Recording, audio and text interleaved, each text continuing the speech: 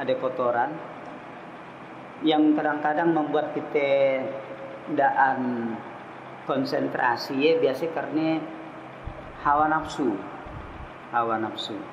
Kemudian ada bisikan-bisikan dari selain dari hawa nafsu itu adalah dari setan. Karena apa? Setan bekerja sama dengan ya, karena masih ada hawa nafsu dalam diri kita. Hawa nafsu terutama yang negatif lah, yang kurang pas ya. Nah, jadi disilah dia berteman sehingga si setan selalu berkunjung, mengajak. Jadi selama kotoran ia belum dibuang, selama ia juga lalat akan mampir dia. Diburu bantar, terak, lari dia. Dah lah kak ia, datang lagi. Diburu lagi, lari dia, datang lagi. Gaya juga kita dalam sholat, Allahu Akbar. Karena tadi ada nafsu yang ada dalam kita tadi ada, kemudian setan selalu mampir, dekawan dia, sehingga ingatan-ingatan yang tidak kita sadari tadi akan timbul. Lalu kita konsentrasikan, ihdinas siratal mustaqim, tunjukilah aku jalan yang lurus. Kita konsentrasikan, hilang kan ya? Tunjuki aku jalan yang lurus. Ihdinas kan siratal ladzina an'am sampai seterusnya. Kita konsentrasikan lagi dengan artinya, hilang deh. Pas kita lalai, datang lagi. Ya, biasanya ada kaitan dengan kekotoran jiwa. Salah satunya ya. Jadi banyak yang menyebabkan kekotoran dia terkadang sulit, kadang-kadang pulang pergi. Oleh sebab dia Nabi pun sudah menyadari juga, dah mengetahui seluruh karakter manusia, dah tahu.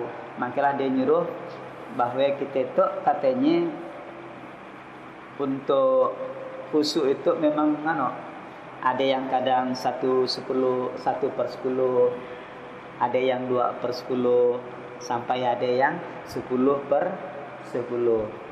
Nah, jadi oleh sebab dia ulama fikih pun menyadari juga sekurang-kurangnya untuk khusyuk dalam sholat khususnya, ia adalah sekurang-kurangnya pada waktu takbiratul ihram.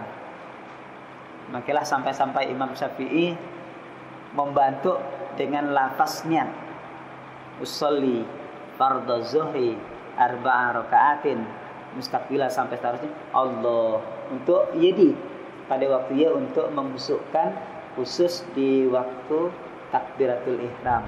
Itu dan bid'ah ya. Nah, dan bid'ah. Sampai ada yang membid'ahkan. Profesor Dr. Hamka pernah ditanya tentang dia. Lalu Profesor Dr. Hamka ditanya, wahai Pak Profesor, apakah boleh membaca lafaz niat iya? Katanya misalnya zuhur, asar, maghrib, isya dan sampai seterusnya. Apa kata Pak Profesor Dr. Hamka? Boleh. Katanya dia mau berjoget pada saat itu boleh. Yoh, ngaku tangga ya. Karena ia membaca lafaz niat, ia belum dianggap sholat. Baru dianggap sholat oleh Nabi pada waktu takbiratul ihram dan akhirnya adalah salam. Kan gitu ya. Miftahus sholati tuhur wa tahrimuhat takbir wa tahliluhat taslim, katanya kan. Kunci salat dia adalah bersuci, permulaannya adalah takbir, penutupnya adalah salam. Sedangkan lafaz niat belum dianggap salat, maka ia bukan dianggap bid'ah. Baru dianggap bid'ah, sallu kama ra'aitumuni usolli, salatlah kamu pada saat kau melihat aku sholat. Jadi bukan qoblaha wa ba'daha, kata Nabi, sebelum dan sesudahnya waktu sholat. Baru dianggap mengurangi, melebihi deh. Baru diano. Nah, contoh orang sholat tarawih, orang sholawat, ya kan bukan waktu sholat. Pandai ulama sebenarnya. Kan mun dalam solat ya tidak boleh. Apabila dah takbir, Allahu Akbar, Bismillahirrahmanirrahim, Alhamdulillah, Amin, Bismillahirrahmanirrahim, Allahu Akbar, langsung imam, Allahumma salli ala Sayyidina Muhammad. Ya imam deh. Ya baru. Berarti menambah ya tidak boleh. Pandai kesan ulama. Kayak nak zikir berjamaah, tapi kan ya dah di luar solat, dah di luar ketentuan. Nah, kemudian yang juga yang nak mesti kita anukan juga yang bisa mendekati kepada khusyuk juga. Kalau ilmu tauhid kan ya cuma mengenal Allah, tahu bahawa Allah ada. Kalau ilmu syariat tahu bahawa bagaimana cara melaksanakan ibadah. Ilmu syariat ya. Bagaimana cara melaksanakan ibadah? Jurusan ilmu syariat, ilmu fikih. Kalau ilmu tasawuf, bagaimana cara ibadahnya dipersembahkan. Jadi yang tingkat tinggi adalah bagaimana mempersembahkan ibadah kepada siapa? Yaitu kepada Allah. Jadi ternyata pada saat kita ibadah apapun, maka harus tertanam di dalam diri kita, yaitu mempersembahkan ibadah kepada siapa? Yaitu kepada Allah. Contoh gitu, hakikat paling penting. Tadi hakikat paling penting.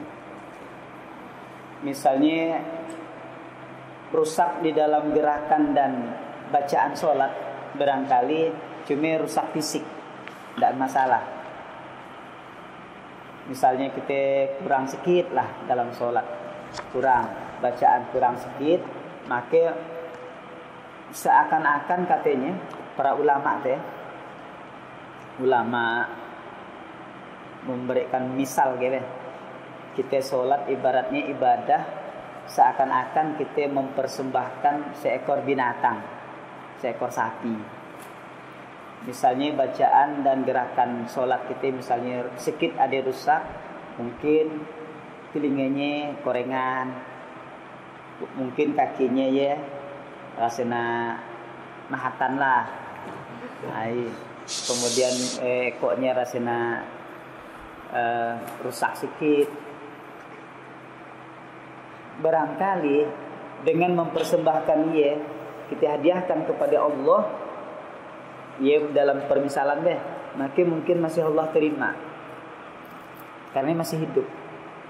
Tetapi apabila ruh solat atau hakikat hilang, walaupun bagus gerakan dan bacaan, baguslah sapi dan korengan dan apa, tapi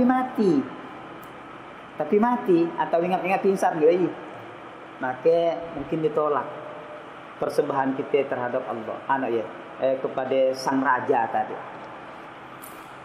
Jadi paling pentingnya adalah ruh ibadah, ruh solat tadi. Nah, bagaimana cara untuk melatih ruh solat sehingga kita tetap nikmat ibadah? Memang mujahadah dulu. Mujahadah berat ya, mujahadah ya. Pertama harus tahu kita persembahkan kepada siapa, mempersembahkan ibadahnya. Kedua, kita mesti sadar bahwa apa yang kita persembahkan sebenarnya adalah atas karunia dari Allah. Artinya kita mampu ibadah itu sebenarnya bukan dari kita, tapi adalah dari karunia dari Allah. Jadi dari kita termasuk syirik kita. Jadi semuanya dari Allah, tapi semuanya adalah dari karunia Allah, sehingga kita bisa sholat, bisa puasa, bisa apa dan sebagainya, bisa ibadah dengan baik. Sebenarnya atas karunia dari Allah, bukan datangnya dari kita sendiri. Kita tidak mampu. La haula wala quwwata illa billah. Kemudian mau tidak mau kita harus tahu apa yang kita ibadahkan. Misalnya solat, kita harus tahu apa ya bacaan solat.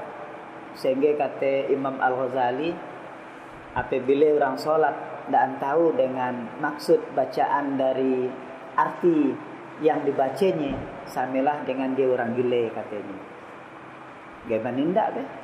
Allahu Akbar, Bismillahirrahmanirrahim, Alhamdulillahirabbil alamin. Tapi tidak tahu apa maksudnya yang dibaca deh. Ya, menurut para ulama, salah satunya Imam Al-Ghazali ya, mengatakan ya gile ngomong seorang. Nah, sholat kan berdialog. Jadi pada saat kita sholat ibadah, seakan-akan kita berdialog. Gaya juga membaca Quran, seakan-akan kita berdialog dengan Allah. Ada ulama mengajarkan itu Dr. Jalaluddin Rahmat. Dulu kan kami ada paket kasetnya weh. Tiap bulan Ramadan dulu kan sebegi ya kasetnya. Tapi dia kan ya termasuk Syiah kan. Jalaluddin Rahmat. Ya paket tasawuf. Meski dulu kami nangakannya. Dia menceritakan tentang dia juga murid untuk luar biasa dalam baca Quran, tapi masih taraf syariat. Bahkan sehari semalam dia bisa hatam Quran. Karena dah hafal barangkali. Sehari semalam dia dah hafal menghatamkan Quran. Kemudian kagumlah gurunya, luar biasa kau. Tetapi kata gurunya, mau ke kau ajari membaca Quran yang bagus. Mau Pak Guru, coba pada saat kau membaca Quran, bayangkan bahwa aku ada di hadapanmu, mengoreksi Quranmu, bacaanmu.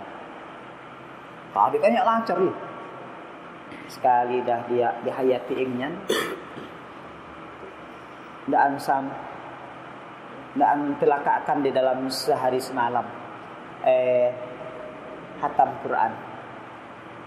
Langsung esoknya datang kepada Pak Gurunya.